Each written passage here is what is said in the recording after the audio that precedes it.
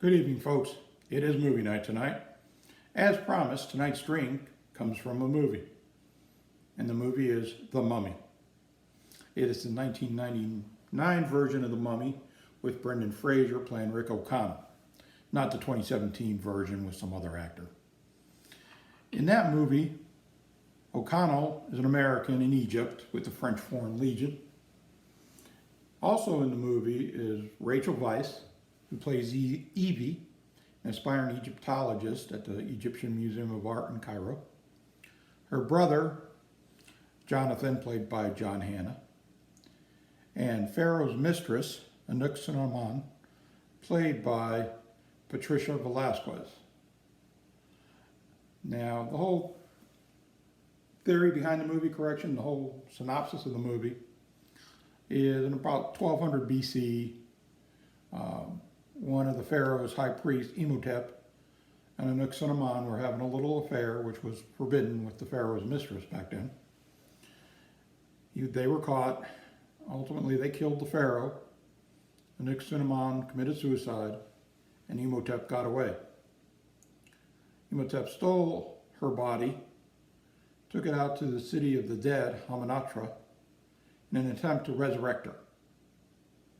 Well, the king's bodyguards, the Magi, followed, stopped it, mummified all the priests that were with him, and buried Imhotep alive in a casket with a bunch of scarabs and flesh-eating bugs, pretty much. Fast forward a couple thousand years, Evie enlists O'Connell's help with her brother to find Hamunaptra and the buried treasure. They unleash the monster, Imhotep, and it goes from there. You know, the whole movie, it does have romance. I mean, Imhotep, after 3,000 years, comes back, and his love for Anck-Sunamun was so strong, he was still trying to resurrect her. And there's action, fighting Imhotep, the Magi who are trying to protect Hamunaptra to prevent him from being resurrected. And then you have Lost Gold. It's funny. It's a good movie. You need to watch it. Now, one of the others they actually bring to Hamunaptra is an Egyptian jailer who they had a bribe to get O'Connell out of prison, who was about to be hanged. Long story. But anyways, first night there, misfortune falls upon the jailer and he dies. So Jonathan was going through the jailer's stuff, and as he's going, he goes, "Oh, now, this stinky little fellow had good taste." And he pulls out of his bag a bottle of Glenlivet 12-year-old Scotch. And this is what we're going to be trying this evening. Now, I've known Glenlivet for a while, but I never knew I was getting the name wrong. You go to the website, it's actually the Glenlivet. I always thought Glenlivet was the actual person's name, but it is not. And it is actually initially distilled and still distilled in Levet, Scotland. The Glen portion refers to a narrow valley, hence the narrow valley of Levet, which was where this was distilled. Now, in the early 1700s, late 1800s in Scotland, late 1700s, early 1800s in Scotland, distilling of alcohol was actually illegal. So a farmer by the name of George Smith was doing it illegally, and that was a big business back then. Now, roughly about 1824, George Smith, who was farming land, was deeded land by the owner, the Duke of Gordon. About that same time, the Duke of Gordon changed the laws, had the laws changed to permit the distilling of spirits. And George Smith was granted the first permit. Well, he was already perfecting everything illicitly, so it didn't take long to come up with the Glenlivet. So, and again, that's what we were going to try tonight. Now, it's a single malt Scotch whiskey. And what that means, it's produced with a roasted malted barley and then produced in one distillery, one location, that's it.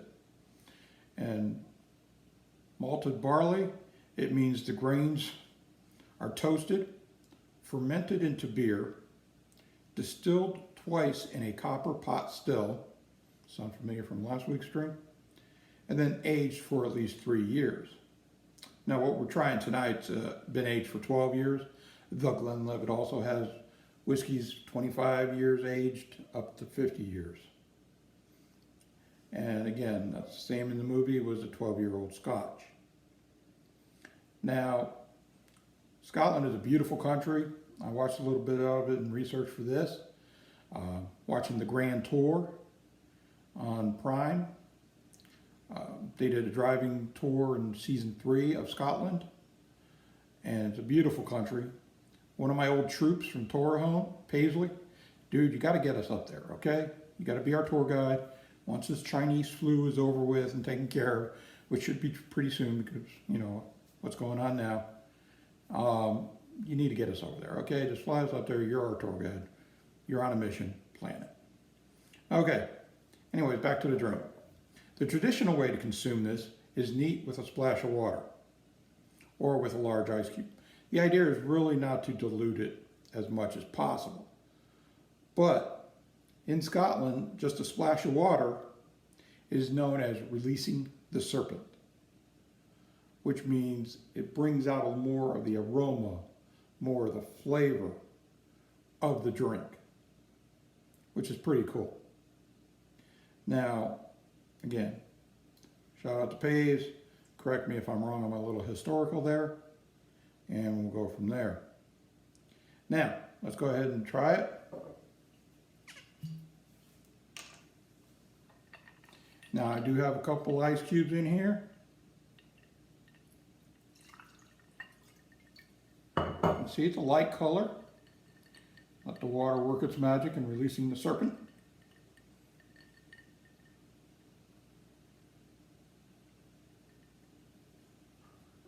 And the aroma is it's a slight fruity aroma.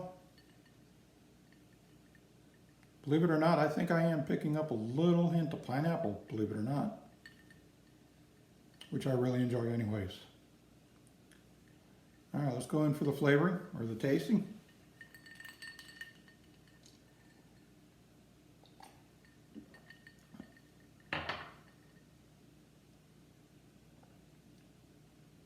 It is very smooth. You're getting the aroma again coming back up. You are picking up a hint of pineapple, believe again, I know it sounds weird, but it is very good. Now, the usual way to enjoy this is with the water or a splash of soda, according to the website. The website even says this even pairs well with seared salmon. So if you have some salmon, throw it on a plank of wood on the grill, you're good to go. But again, Glenlivet, I've been wanting to try this. It's been in my bar for a while, just haven't taken the chance. And I enjoy it. It is very good. So if you ever get a chance for some The Glenlivet, pick it up. You will not be disappointed. All right, before I close this evening, if there's any other movies you know of that mention drinks or anything like that, TV shows, let me know. I'll try it. And until then, take care, stay safe, and don't forget tonight, if you have not already missed it, is the last episode of Jeopardy with Alex Trebek. So, good evening.